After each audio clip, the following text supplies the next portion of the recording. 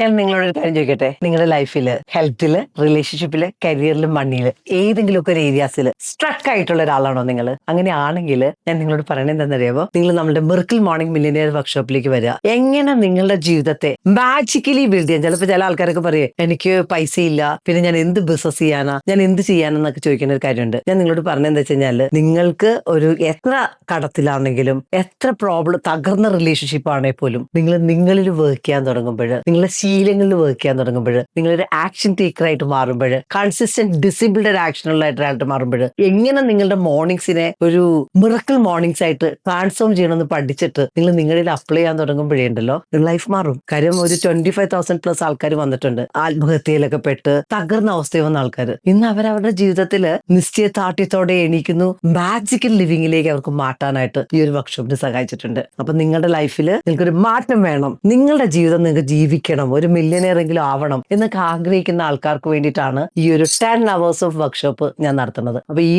60ാമത്തെ വർക്ക്ഷോപ്പാണ് വന്നത്. ഏതാണ്ട് 25,000 പേരൊക്കെ ഈ ഒരു വർക്ക്ഷോപ്പിൽ പങ്കെടുത്തിട്ടുണ്ട്. രാവിലെ 5 മണിക്കാണ്, ഫെബ്രുവരി 25 രാവിലെയാണ്. വളരെ ലിമിറ്റഡ് സീറ്റ്സേ ഉള്ളൂ. നിങ്ങൾ ഇപ്പൊ തന്നെ ഈ കാണുന്ന നമ്പറിൽ വിളിക്കുക. എന്നിട്ട് നിങ്ങളുടെ സീറ്റുകൾ ഉറപ്പുവരുത്തുക. ഇന്റർനാഷണൽ സ്റ്റുഡൻസ് ആണ് എങ്കിൽ നിങ്ങൾ ആ ഒരു എന്റെ പേഴ്സണൽ സെക്രട്ടറിക്ക് മെസ്സേജ് ചെയ്താൽ ഉറപ്പായിട്ടും നിങ്ങൾക്ക് റെക്കോർഡിംഗ് അവൈലബിൾ ആയിരിക്കും. കാരണം ജീവിതത്തിൽ മാറ്റം വരുത്തണമെങ്കിൽ അവനവനിൽ വർക്ക് ചെയ്യണം. അവനവനിൽ ഇൻവെസ്റ്റ് ചെയ്യുമ്പോഴാണ് ജീവിതം 360 ഡിഗ്രി ചേഞ്ച് ചെയ്യണത്. അങ്ങനെ നിങ്ങളുടെ ലൈഫ് ഏറ്റവും ബെസ്റ്റ് ലൈഫ് ആക്കണമെങ്കിൽ ഇപ്പൊ തന്നെ ജോയിൻ ചെയ്തു.